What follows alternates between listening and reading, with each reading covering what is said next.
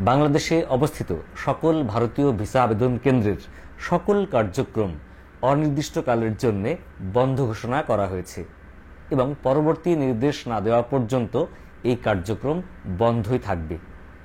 এ বিষয়ে ভারতীয় ভিসা আবেদন কেন্দ্রের নিজস্ব ওয়েবসাইটে একটি বিজ্ঞপ্তি প্রকাশ করা হয়েছে। এখন আমরা দেখে নেব এই বিজ্ঞপ্তিতে এ বিষয়ে কি বলা হচ্ছে।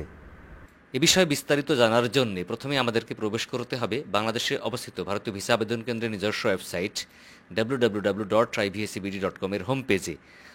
হোম পেজ থেকে যদি আমরা নিচে আসি তাহলে এখানে দেখবেন সংবাদ এবং প্রেস রিলিজ।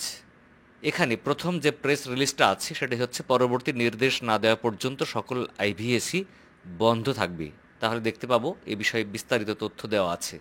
বিস্তারিত তথ্যের মধ্যে গেলে এখানে দেখতে পাবো প্রথমে বলছে অস্থিতিশীল পরিস্থিতির কারণে পরবর্তী নির্দেশ না দেওয়া পর্যন্ত সকল আইভিএসি বন্ধ থাকবে।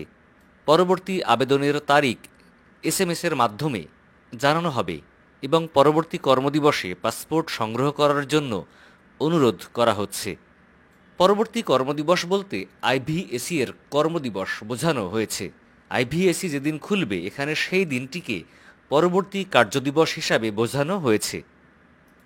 তারপরে বলা হচ্ছে পাসপোর্ট জমা এবং উত্তোলন সকল আবেদনকারীকে অবশ্যই এসএমএস-এর মাধ্যমে জানানো হবে। তবে পরবর্তীতে আপনারা কবে আবার এই ভিসা আবেদন কেন্দ্র চালু হবে এই বিষয়টি জানার জন্য আপনারা অবশ্যই নজর রাখবেন এই ভিসা আবেদন কেন্দ্রের নিজস্ব ওয়েবসাইটে অথবা আমাদের এই চ্যানেলে।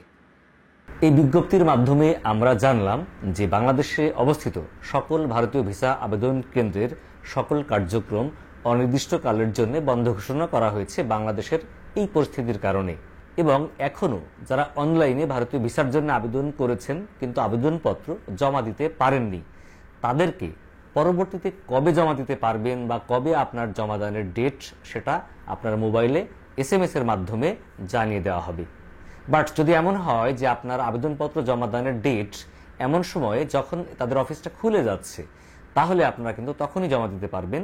আর যদি এমন হয় যে বন্ধকালীন সময়ে আপনাদের অ্যাপয়েন্টমেন্ট ডেট ছিল বা আপনারা জমা দিতে পারেননি তাহলে আপনাদেরকে পরবর্তীতে এসএমএস-এর মাধ্যমে পরবর্তী জমাদানের ডেটটা জানিয়ে দেওয়া হবে।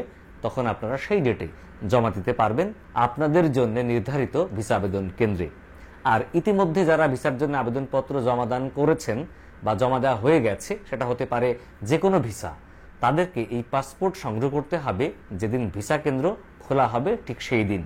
তবে খেয়াল রাখবেন যাদের মোবাইলে পাসপোর্ট সংগ্রহের জন্য এসএমএস আসবে শুধু তারাই গিয়ে এই পাসপোর্ট সংগ্রহ করতে পারবেন। আল্লাহ হাফেজ, আসসালামু আলাইকুম।